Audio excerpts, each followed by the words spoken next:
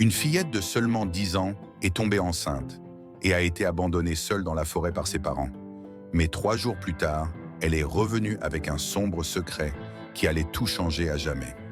Grace s'est réveillée au son aigu de la voix d'Eva, qui s'est évanouie dans l'air tandis qu'elle titubait vers la salle de bain. L'obscurité de la chambre régnait encore, sans signe de la lumière du matin. Instinctivement, Grace se leva du lit, sentant son cœur s'emballer dans sa poitrine. Ce n'était pas la première fois que cela arrivait ces dernières semaines. Les crises de nausées d'Eva devenaient de plus en plus fréquentes et intenses. En courant vers la salle de bain, Grace trouva sa fille courbée au-dessus de la cuvette, tremblante et pâle. À 10 ans, Eva semblait fragile. Ses yeux habituellement pétillants étaient désormais ternes de fatigue. Son petit corps tremblait et la sueur coulait le long de sa peau. Grace s'agenouilla à côté d'elle, écartant doucement les cheveux mouillés du visage de la fillette. « Ma chérie, ce n'est plus juste un simple rhume », murmura-t-elle avec inquiétude. « Nous devons consulter un médecin. » La réaction d'Eva fut immédiate. Elle s'écarta brusquement du contact de sa mère, les yeux écarquillés de panique. « Non, maman, s'il te plaît, ne m'emmène pas chez le médecin. »« Handam !» Component placement, sa voix vacilla, pleine de peur. Grace cligna des yeux, surprise par cette réaction soudaine. « Eva, dit-elle doucement, essayant de la calmer. Le médecin va t'aider. Nous devons comprendre ce qui se passe. Je ne sais plus quoi faire. » Des larmes remplirent les yeux d'Eva, sa respiration devenant superficielle. « S'il te plaît, ne me force pas à y aller. Ils ne pourront pas m'aider. »« Je vais bien, je te le jure, » implora la fillette. Mais Grace n'y croyait pas. Elle observait attentivement sa fille, sachant au fond d'elle que quelque chose n'allait terriblement pas. Les nausées, les étourdissements, les changements subtils dans le corps d'Eva. Tard dans la nuit, après une nouvelle crise de maladie, Grace décida d'agir. Elle se rendit à la pharmacie et, avec des mains tremblantes, acheta un test de grossesse. Pendant des jours, elle garda le test dans un tiroir, sans avoir le courage de l'utiliser. Mais cette nuit-là, alors qu'Eva s'était endormie sur le canapé, Grace ne put plus attendre. Elle réveilla doucement sa fille et la guida jusqu'à la salle de bain. « J'ai besoin que tu fasses ça pour moi, Eva, » murmura-t-elle en lui tendant le test. « On doit juste comprendre ce qui se passe. » Les yeux d'Eva s'écarquillèrent, mais cette fois, elle ne résista pas. Les minutes qui suivirent semblèrent durer une éternité. Grace faisait les 100 pas devant la porte, le cœur battant à ses tempes. Lorsqu'Eva sortit enfin de la salle de bain, tenant le test avec des mains tremblantes, le monde de Grace sembla s'arrêter. 2 lignes. Sa vision se brouilla, ses genoux fléchirent. « Non, non !» Swing murmura-t-elle, sentant le poids de la révélation l'écraser. Grace chercha des réponses dans les yeux de sa fille, désespérée. « Quelqu'un t'a touché, Eva ?» demanda-t-elle d'une voix presque inaudible.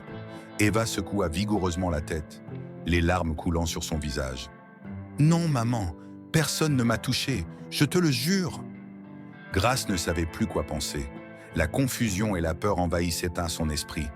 Si ce n'était pas un abus, alors qu'est-ce que cela pouvait être? Avec la main tremblante, Grace saisit l'épaule de sa fille. « Tu dois voir un médecin, s'il te plaît, Eva. Je ne sais plus quoi faire. » Mais Eva recula, le visage déformé par la peur et le défi. « Je n'irai pas chez le médecin.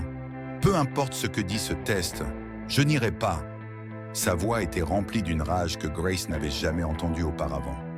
Eva s'échappa de la salle de bain, courant dans le couloir comme un animal effrayé.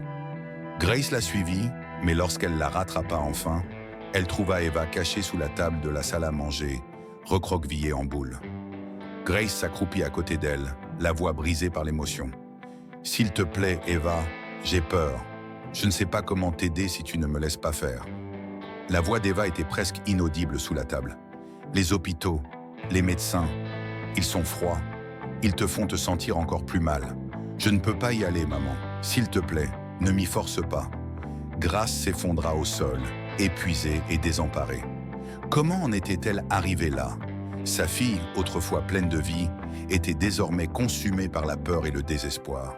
Elle se couvrit le visage de ses mains, essayant de retenir ses larmes. Dans les jours qui suivirent, un silence sombre s'installa dans la maison des Herrera. Eva, encore si jeune, souffrait de symptômes liés à une grossesse dévastatrice.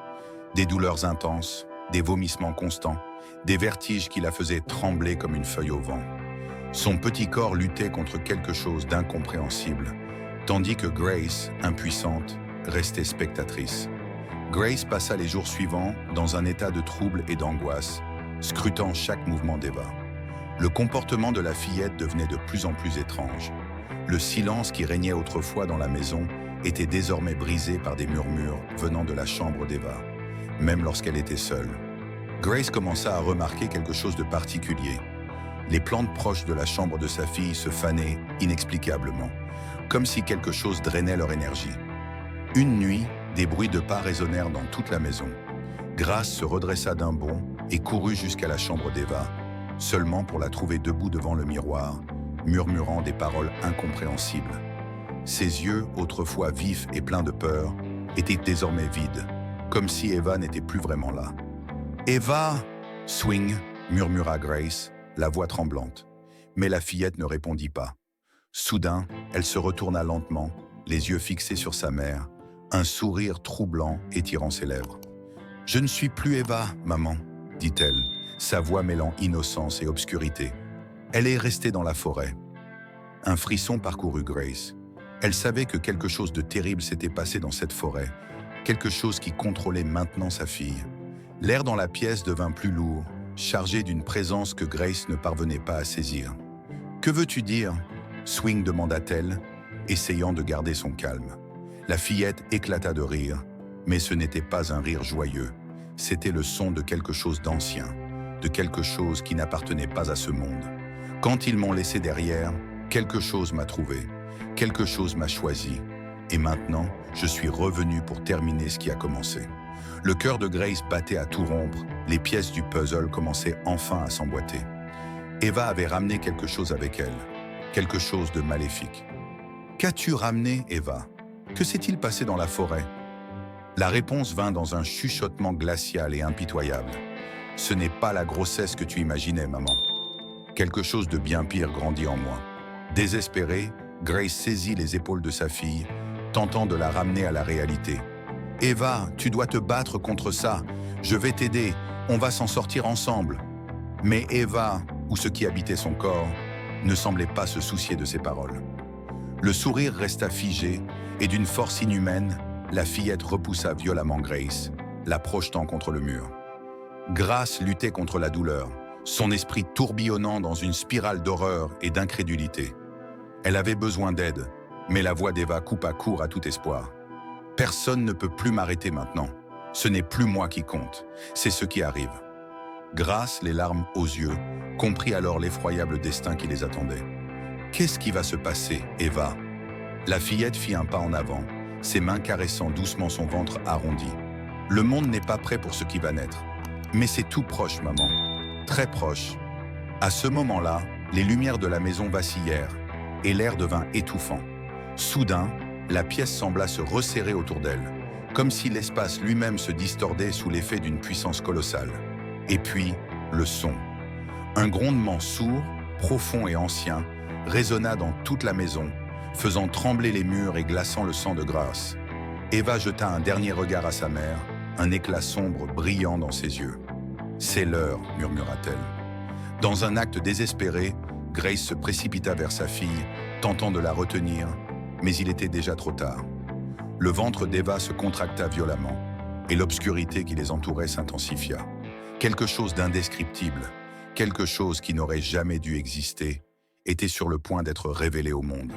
Le dernier son que Grace entendit avant que tout ne s'efface fut le cri de son propre être, ravagé par la douleur et la terreur.